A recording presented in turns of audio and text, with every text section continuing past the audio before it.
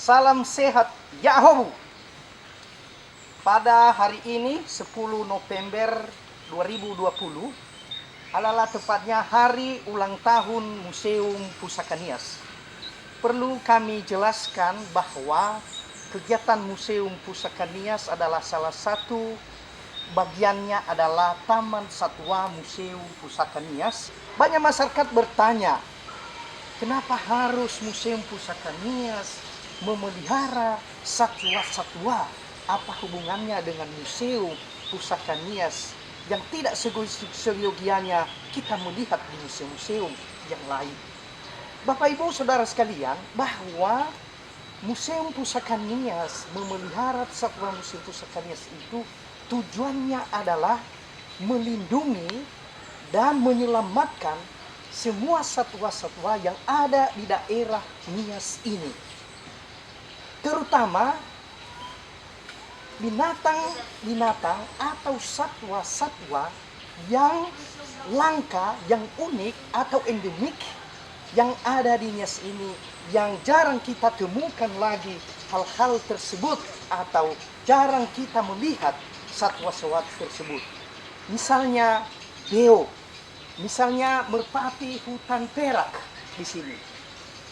Misalnya burung enggang atau gogowaya yang disebut di Nias, atau binatang-binatang rusa sambar, dan hal-hal lain lagi yang jarang kita temukan sekarang. Lalu museum mengambil sikap dan bertindak ketika ada kepedulian masyarakat yang ada di wilayah Nias ini. Ketika mereka menangkap, maka mereka membawa di Museum Pusaka Nias ini demi penyelamatan. Artinya mereka tidak cuma dipotong atau mereka cuma membuang begitu saja, tetapi mereka membawa ke museum. Tujuannya adalah bagaimana satwa itu dilindungi dan diselamatkan oleh Museum Pusaka Nias. Karena satwa itu ketika dibiarkan, ketika dilepaskan, bisa lagi ditembak, bisa lagi dibunuh. Ada juga, bisa juga dimakan, bisa juga hal itu dijual lagi. Misalnya burung beo, ya tidak lagi rahasia bahwa burung beo itu bisa dijual oleh masyarakat karena juga kebutuhan keuangan atau finansial. Lalu tidak hanya itu lagi tujuannya, bahwa Museum Pusaka Nias itu, bahwa satwa ini salah satu inspirasi masyarakat Nias itu sendiri dalam menuangkan karya-karya seni mereka, di mana kita bisa menemukan artefak-artefak Nias yang diukir dalam bentuk burung-burung yang ada di Nias atau satwa-satwa. Jadi ada relevansinya dengan budaya Nias atau artefak Nias itu sendiri dengan satwa-satwa Nias.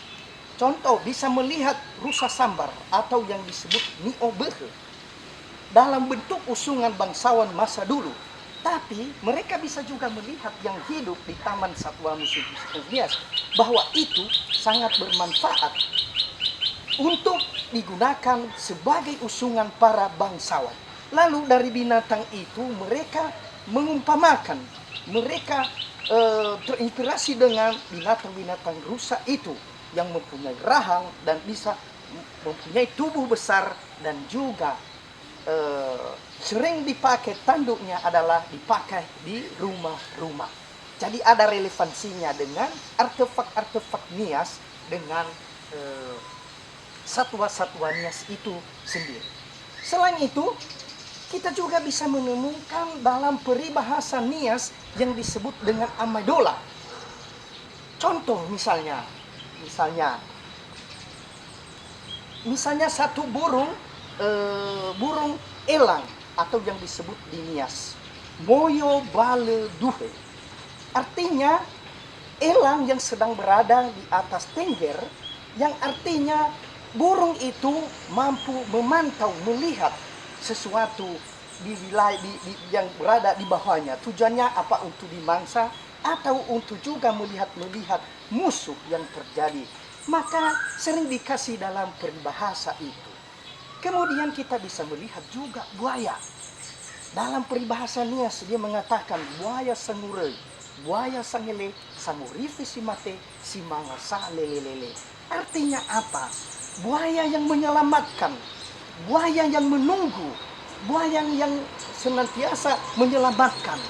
Tapi dia menyelamatkan juga orang-orang lemah, menyelamatkan juga orang-orang yang susah. Mari kita bisa melihat nanti satu-satu satwa-satwa Nias bahwa yang telah terkumpul di Taman Satwa Museum Pusaka Nias itu. Selain itu, kita juga bisa melihat bagaimana mengurus satwa di sini, mulai dari penyiapan pakannya, makanannya, mulai dari juga karyawannya, juga kebersihannya. Nanti kita lihat juga pada sambil kita jalan sambil kita bisa juga kita jelaskan apa yang terjadi di Museum Pusaka Nias ini.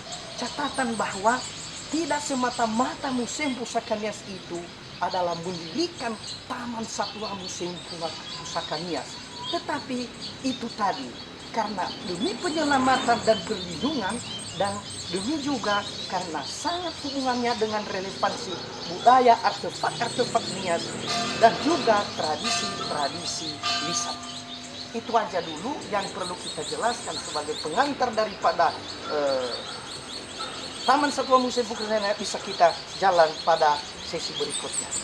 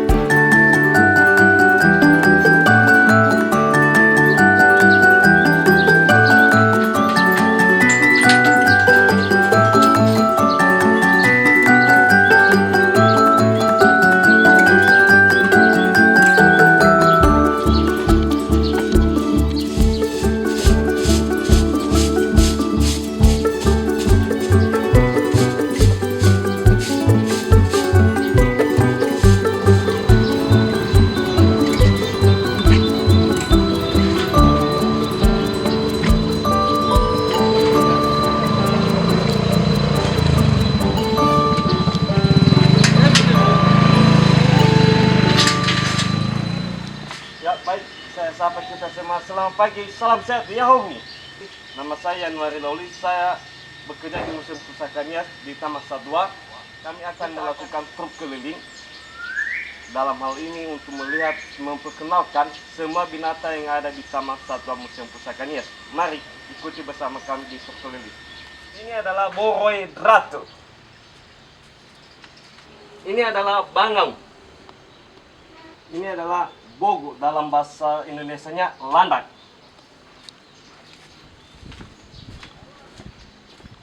Ini adalah beo Nias, dalam bahasa Nias kita itu magiau. Dalam hal ini magiau banyak hubungannya dalam artikel Nias. Kita ada beberapa amaidola yang mengatakan magiau sangat azuni doi azotegi adolu. Misalnya satu yang teman tepati dan satu yang menerima hasil. Ada beberapa artikel-artikel Nias yang menunjukkan dalam Magiau ini beberapa artikelnya gambar-gambar budaya Nias seperti di rumah adat dan beberapa artikel lain. Ini adalah belu dalam bahasa Indonesianya musang. Musang juga ada beberapa artikel-artikel Nias yang menunjukkan beberapa amadola Nias, yaitu tafabae tafavelu. Artinya, mari kita saling bergandengan tangan untuk mencapai tujuan yang sama. Ini adalah dalam bahasa Indonesianya rusa sambar Nias. Ini juga ada kaitannya dengan artikel-artikel Nias kita atau peribahasa osa niobehe atau usungan yang berkaitan dengan artefak-artefak Nias kita atau koleksi-koleksi dari pusaka Nias kita. Ini juga ada nago. Nago atau dalam bahasa Indonesianya kijang. Ini adalah dalam bahasa Indonesianya rusa timur. Bedanya dengan rusa samar dengan rusa timur itu adalah rusa samar Nias besar daripada rusa timur adalah kecil postur badannya. Itu perbedaannya.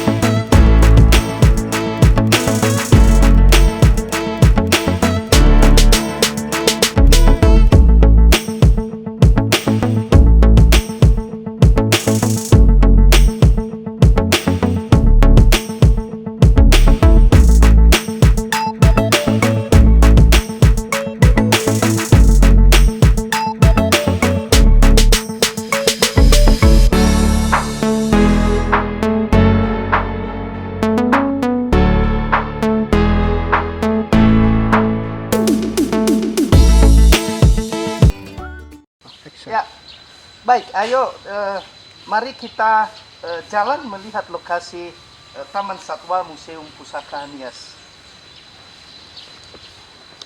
Dalam Taman Satwa Museum Pusaka Nias ini, kita juga bertujuan untuk pendidikan, di mana sekarang kita mengenal dengan muatan-muatan lokal. Jadi, kita bawa masyarakat atau siswa-siswa, mereka juga bisa mengenal label-label yang kita letakkan di setiap taman satwa atau di setiap jenis satwa. Seperti ini ya, kita bisa mengenal nama latinnya, jenisnya, dan kita juga sedikit memberikan deskripsi atau juga bisa kita memberikan peribahasa Nias tadi yang kita jelaskan pada poin sebelumnya. Dan dalam bahasa Nias itu kita mengenal dengan nyanyian helausi. Dalam bahasa Nias ai kancil. Lalu helausi boy osile ge jangi heta ya uge bagu e. Meno ai fasa ai dra uge le itere sa ai tedeme le faigi furi no adele fofano. Artinya jangan melupakan orang yang telah membantu berbuat baik kepada kita. Dan jangan kamu tidak mengingat lagi, kamu tidak melihat dan tidak mengenang dia lagi. Jadi itulah satu kata-kata dalam nyanyian Nias yang berkaitan dengan lausi, yang terinspirasi nyanyian itu dari sikap, dari perilaku satwa kancil itu sendiri. Nah, ini taman satwa kita juga telah label-label seperti ini. Itu paling tidak kita memuat dalam bahasa Nias labelnya dan juga dalam bahasa Indonesia dan dari mana desa asal satwa tersebut. Sebisa mungkin kita muat itu setiap taman satwa. Lalu seperti kita lihat ini, kita mempertontonkan kepada pengunjung kita juga bagaimana ular itu misalnya memangsa daripada mangsanya, menerkam mangsanya itu sendiri. Nah, contoh seperti kita tampakkan, kita munculkan di foto-foto ini. Nah, ini label-label yang kita buat semua di sini. Walaupun sudah rusak, sudah lama tidak diganti juga. Dan ada ular di sini, ya, ular itu. Dan ini borendate, sejenis iguana yang disumbangkan oleh dari luar. Ini tidak dinias diambil, tapi disumbangkan oleh marga Bapak Beni Anwar Tanjung, ya. Jadi mereka sumbang di sini, mereka dukung itu, ya. Nah, di sana kita melihat juga itu Marafadi gatua, atau bahasa Indonesianya merpati hutan perak, ya. Disumbang oleh Amarince 2 ekor, itu diambil dari Lause Ono Hajumba dia, ya, Ono Hajumba termasuk kecamatan Amandaya. Dan burung ini lagi langka. Seorang peneliti dari Jerman, Bapak Simon, mengatakan bahwa burung ini tidak dapat lagi. Sebenarnya sudah lama dianggap tidak ada. Tapi kebetulan diekspos melalui media sosial. Kebetulan beliau menangkap hal itu, maka dia mengatakan, oh, rupanya masih ada burung itu lagi. Kemudian ini biawak. Ini dalam peribahasa Nias kita kenal dengan Boroe Sidua Lela. Artinya biawak yang berdua lidah. Boroe Sidua Lela ini sering diibaratkan kepada manusia yang artinya dia meminta juga, dan dia juga semacam orang pintar muslihatnya, ya. Bisa main di belakang dan bisa juga berbuat baik, ya. Hal-hal yang seperti itu. Nah, jadi kita menuju sekarang kandang Magiau. Magiau itu beo. Beo semua daerah mengenal itu. Tapi namanya di Nias dulu disebut Magiau, ya, Magiau. Dalam bahasa Latin Gracula robusta. Kenapa? Karena beo Nias yang asli bisa meniru suara manusia, bisa meniru juga siul manusia, dan sering dikatakan dalam peribahasa Nias bahwa hana hule beo rauge. Kenapa seperti beo kamu? Karena beo itu selalu mengikuti apa yang dikatakan oleh manusia sendiri. Kalau dibilang makan pisang beo, beo akan mengikuti itu tanpa pikir dia apakah itu benar atau tidak, ya.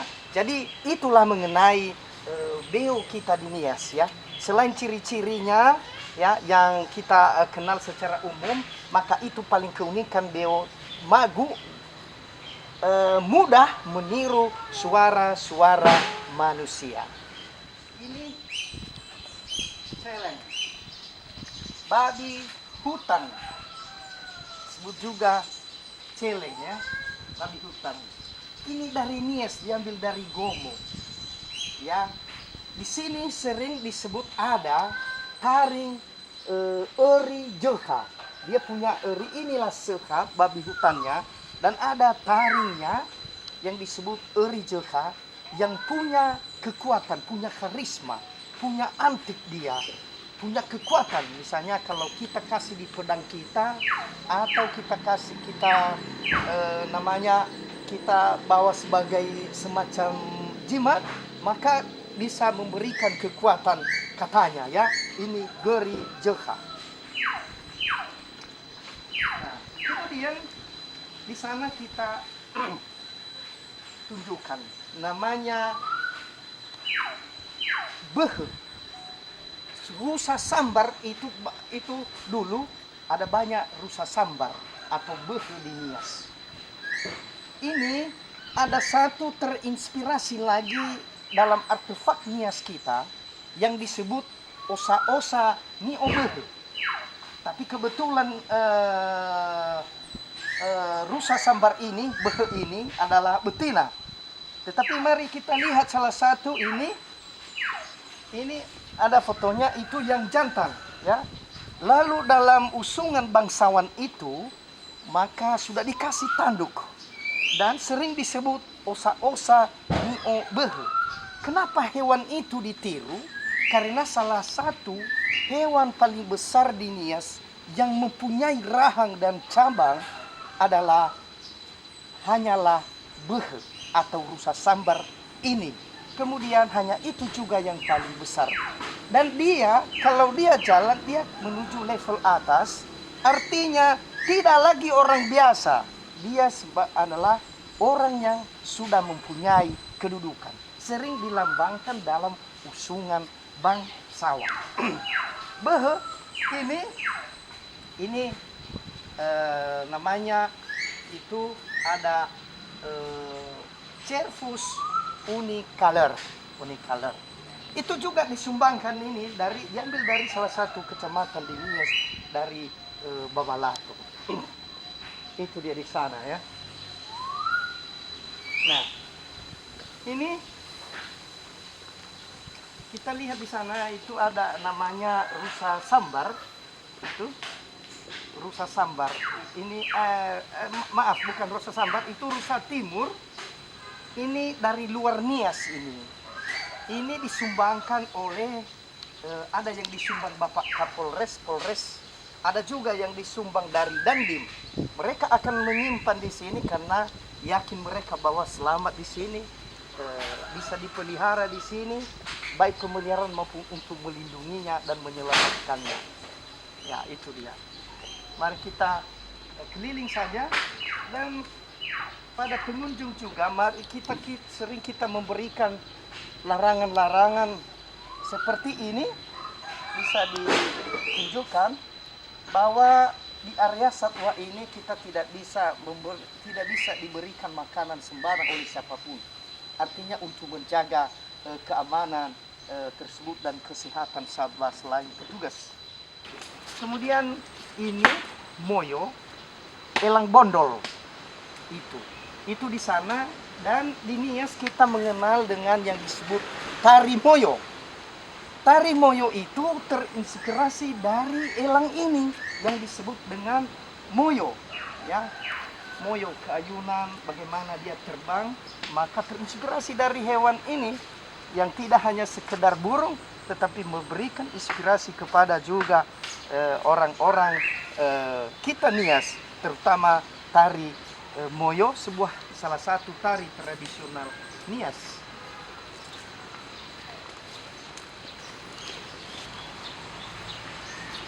Nah, itu dalam suatu kandang sering kita juga memberikan peringatan kepada pengunjung supaya jangan membuang satwa, jangan juga menunjukkan kamera kepada satwa, karena itu bisa diambil dan tidak aman, memberikan risiko kepada para pengunjung. Dan kita melihat, bisa tunjukkan di sini mirip-mirip daripada buaya. Dan ini disumbang semua, ini hampir semua hewan di sini, satwa ini disumbang oleh masyarakat. Ya, disumbang oleh masyarakat yang ada juga di Nias ini. Dan kita lihat satu cerita tentang buaya ini di sana. Buaya ini disumbangkan oleh masyarakat desa Ononamele, di mana buaya ini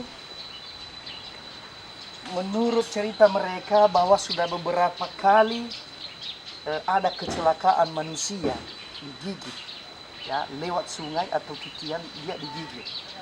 Tetapi karena sudah bosan, masyarakat di sana takut, maka mereka berusaha untuk menangkapnya. Setelah mereka menangkap dengan ramai-ramai dengan masyarakat beserta camat dari sana, mereka membawa ke museum di sini. Tentu kita pelihara, walaupun tempat yang sangat terbatas, ketimbang dilepasin kembali dan dibunuh atau dibunuh lagi, maka lebih bagus walaupun tempat yang sedikit sederhana, maka kita akan menyelamatkan dan melindungi di museum ini. Ada sekitar 10 tahun yang lalu, ya, kurang lebih 10 tahun yang lalu. Nah, ini ada pergam laut, ada pergam hijau, ya. Ada pergam laut, ada pergam hijau. Ini adalah pergam hijau yang di sana. Juga tidak banyak sekarang, ya. Itu pergam hijau. Ini ada satu punai gading, ya. Punai yang di Fune Hawu.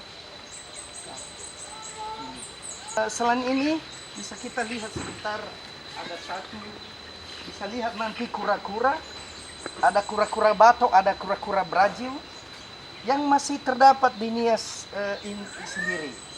Bisa lagi landa nanti ada kancil, ada kijang juga, ya, ada kijang yang sering tanduk kijang itu digunakan untuk gantungan kain dalam rumah adat pada zaman dulu.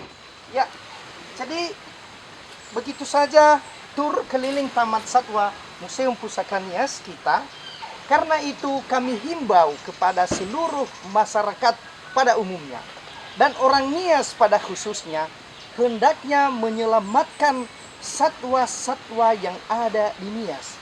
Karena itu juga adalah harta warisan kita yang hidup, sehingga bisa masih dilihat oleh anak-anak kita dan anak-anak cucu-cucu kita atau generasi kita.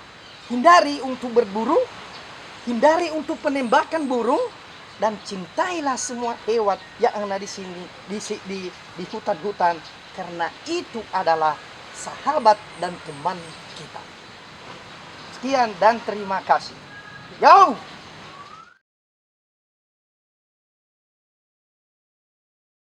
Ya, ini salah seorang mahasiswa dari UI Jakarta. Ya, dari mana? Dari mana, Bapak? Saya asalnya dari Nias Selatan, Terenggala. Ya. Saat ini sedang menempuh pendidikan di Universitas Indonesia jurusan Arkeologi angkatan 2018. Saat ini saya sedang berkunjung ke perpustakaan Museum Pusaka Nias dengan tujuan mencari literatur tentang Hombo Batu, yang mana kita tahu tradisi Hombo Batu ini telah mengalami transformasi fungsi, ya, di mana dulunya Hombo Batu itu digunakan sebagai media dan perang untuk menyerang desa lain, dan sekarang telah mengalami transformasi yang dimana Hombo Batu ini difungsikan sebagai atraksi-atraksi kebudayaan. Nah, untuk mendalami proses transformasi tersebut, saya mengunjungi museum ini untuk mencari literatur yang mendukung untuk aktivitasnya saya. Kira-kira begitu. Sudah kemana aja di perpustakaan yang lain, kenapa harus memilih Museum Pusaka Nias untuk mencari literatur? Karena menurut saya Museum Pusaka Nias ini banyak mengoleksi buku-buku tentang sejarah Nias dari berbagai aspek seperti pernikahan adat di Nias, Hombo Batu, terus ada rumah adat juga dibahas, ada bukunya di sini. Terus kemudian menurut saya di sini lengkap, bisa menjadi rujukan atau rekomendasi bagi siapa aja yang pengen mencari sejarah Nias lebih dalam, bisa mengunjungi perpustakaan ini. Ya, karena menurut saya lengkap di sini, jadi lebih cocok. Terus selain itu pelayanannya juga ramah, tempatnya enak, adem. Dari mana mendengarkan informasi bahwa ada perpustakaan di Museum Pusaka Nias? Jadi kan kita tahu selama ini kan pandemi, di mana semua kampus memberikan kebijakan agar mahasiswanya untuk kuliah online. Dan kemudian saya pulang kampung, saat ini sedang menempuh pendidikan di semester 5. Kemudian dari berbagai mata arkeologi yang saya pelajari, saya lebih tertarik untuk mengangkat kasus-kasus atau pembahasan seputar peninggalan budaya yang ada di Nias. Berawal dari situ, saya mencari referensi, searching di Google, ketemu websitenya, website Museum Pusaka Nias. Dari situ mulai mencari lebih jauh, lebih apa kayak melihat apa aja fasilitas yang terdapat di dalamnya. Ternyata ada museum. Nah, kebetulan berkaitan dengan hal itu, saya ada tugas dari kampus tentang artikel ilmiah. Jadi saya kepikiran untuk mencari literaturnya ke sini karena lebih rekomendasi di sini tempat yang bagus. Ya, terima kasih Pak Mario Ya, sama-sama. atas pendapatnya tentang perpustakaan Museum Pusaka Nias. Selain itu, Museum Pusaka Nias juga tidak hanya terbatas pada buku-buku budaya. Bisa juga kalau ada yang menyumbangkan, itu bisa kita mengumpulkan juga buku-buku tentang budaya daerah lain. Pemikiran ini timbul setelah beberapa yang datang di sini, bahwa seakan-akan Museum Pusaka Nias terbatas hanya belajar tentang budaya. Maka karena itu, kita buka peluang untuk kepada penyumbang-penyumbang buku, misalnya buku-buku daerah lain, buku-buku tentang budaya, agama, buku-buku tentang filsafat, buku-buku tentang sosiologi, dan bidang-bidang yang lain. Sehingga yang datang di sini bisa juga terbantu dengan referensi yang dia butuhkan. Sekian dan terima kasih. Yo!